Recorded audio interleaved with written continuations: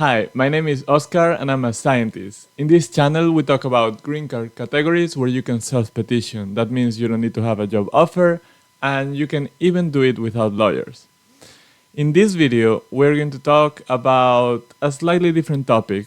Prime Minister Modi of India was visiting the US and there are a couple of news related to visa and immigration that I think are important to many of you. So let's jump in and understand what those are. So, first of all, a brief introduction. You'll know Prime Minister, Narendra Modi of India. He was in the US this week. He spent a few days in the country. He made many remarks. He was with President Biden, of course. He was in Congress. He's actually one of the very few people that addressed Congress for the second time. This is not the first time he addresses the US chamber. Okay, and during that trip, there were a couple of important announcements that I will use that video to recap on. Before we get there, just let's talk about these couple of graphs here, just to give you the importance of India for the United States in terms of immigration. Of course, this visit was not just about immigration at all. India is a major player in the world right now, an emerging power with China, with the US, with Europe, and of course we live in a world that is ever-changing and with a lot of competition between countries. So the visit had a lot of components to it, but here we are not going to talk about politics and that side of our lives. We're going to talk about immigration. So here I have this graph to show you that even though India is not the #1 country in terms of immigrants already living in the US, because Mexico takes that position with more than almost 11 million people living in the US, India is a second country there with almost 3 million people. But if you see this graph over here that is specifically talking about employment-based green card petitions, you see that the biggest backlogs, and we know this because we talk frequently about Visa Bulletin in this channel, we see that India is the #1 country in terms of backlogs, which means that India is bringing the most number of petitioners to the table. And a similar thing happens also in the family green card category. And of course, it happens as well in the realm of visa, of non-immigration petitions, okay? So let's now talk about those two announcements that were made during this visit of Prime Minister Narendra Modi to the US. #1 is that there will be new domestic, well, that's a redundancy. There will be new USA consulates in India. Okay, we're going to see where they will be, and we're going to discuss what are the current existing ones. The second update is that there will be a domestic visa renewal program that will affect Indian petitioners and petitioners from other countries. And that will affect people trying to renew an H or an L visa. We're going to talk a little bit about that as well in this video, so wait until the end to hear about that. So let's start with the new USA consulates that will open in India. Right now, there are 5 consulates, including the embassy in New Delhi, of the United States in India. So whenever an Indian national wants to come to the US, either through student visas or working visas or petitioning for a green card, they will have to use one of those 5. So we have New Delhi, where the embassy is. Then we have Chennai, which is here in the south, Hyderabad, Kolkata, and Mumbai. Right now, there was this announcement, so 2 new consulates will open in Bengaluru, which is here in the south of India, relatively close to Chennai. And then we have Ahmedabad, which is in the state of Gujarat. So this is great news for people that are right now in India, looking forward to getting a student visa, a working visa, to apply for EB2 NIW or EB-1A green card categories, because now they have more options. And India is a huge country. There's a lot of people there. So typically they suffer from a lot of backlogs in terms of consulate and embassy. So we typically here talk about backlogs related to visa bulletin, but then there are backlogs in each of these centers around the world where the US has to process all those petitions from people that are abroad. Okay, so this is going to be great. The problem here is that there were no actually details provided as to what is going to be the timeline of this. We know where they will be, but we don't know when it's going to happen, which is really important. So we will keep an eye on more news about these two new consulates in Bengaluru and Ahmedabad in India and bring you those news as soon as we can. Okay, so let's go to the second, and by the way, before I jump into the second news, also on the other side, India will open a new consulate in Seattle. They just announced that with this Modi's visit to the US. Domestic visa renewal. We talked about this earlier in February because there was an announcement made back then. But now with Modi visiting the US, he also reiterated that this pilot program will start during 2023. This had been previously announced. I have a video on it that you can go and watch.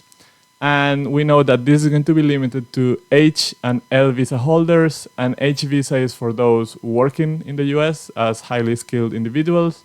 And L visa is for those that are transferring from abroad to a US company. So both are working visas. And they are non-immigrant visas, so they don't confer permanent residency, unlike EB2 NIW or EB-1A green card categories. So during this last announcement that happened this week about this new domestic visa renewal program, which is a pilot program that will affect to only some individuals, we still don't know who will be able to do this kind of piloting.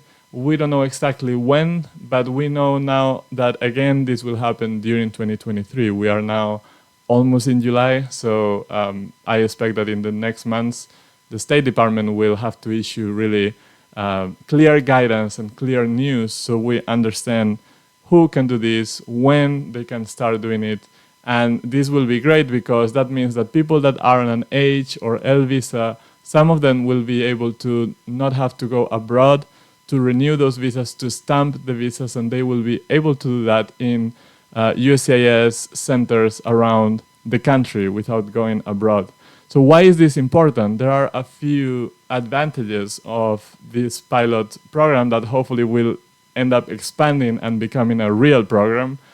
There are cost savings benefits because you don't need to travel abroad to renew your visa. You can do it in the US, so you will save money on the trip. There are time savings because you don't need to do that trip. You don't need to go abroad. You don't need to spend weeks waiting for appointments. And there is always the risk of getting stuck abroad. And that happened to me. One time I did my renewal. I had to wait for my passport to be sent to my home here in Spain.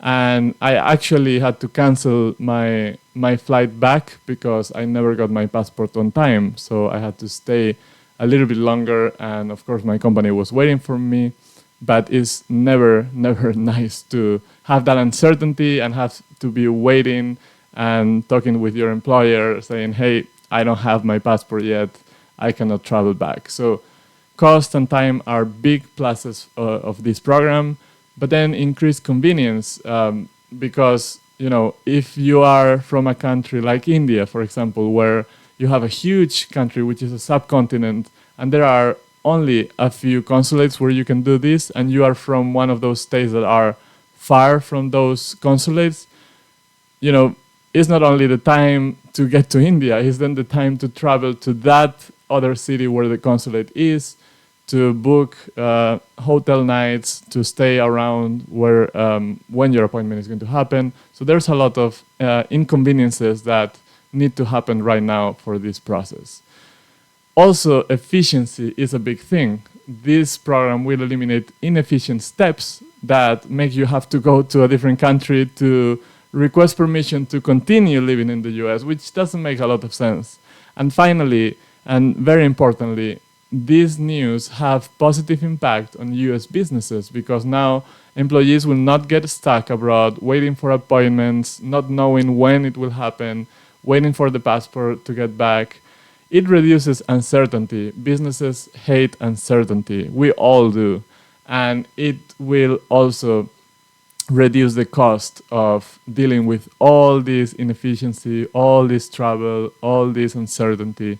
And that is only good news to be celebrated, of course. So if you are one of those H or L visa holder, just keep waiting a little bit longer so we can hear back from USCIS and the State Department, and we understand the timeline, and we understand who can start this pilot program very soon. All right, but of course, if you are one of those in a visa status, I also recommend that you start looking into alternatives so you can take responsibility on your own immigration future, and that you will achieve with permanent residency. If you are from India, the best category to look at is EB1, and you can go to eb1greencard.info to get more information on that. You can self-petition and you will get permanent residency, so you will not need to worry about domestic or international visa renewals. You will be a permanent resident. If you don't qualify for that very highly skilled category of green cards, you can go and check EB2NIW.info to learn about the National Interest Waiver category, another category where you can self-petition, and if you are approved, you can get permanent residency in the US. Unfortunately, from Indian nationals, there's a little bit, quite a bit of a delay, a backlog, because of the high demand for this kind of green cards. But if you are from a different country, this may be a very good option for you. So all in all, I wanted to share this news with you, even if they are not directly related to green cards. They are more on the visa side, but they are important. Indian nationals that are interested in immigrating to the US are the #1 growing nationality. And I thought it's always important to keep you informed of this news. And I will, of course, see you in the next video, probably more related or directly related to green cards. And as usual, I want to thank you for your time and wish you good luck in your green card processes, or in general in your immigration future.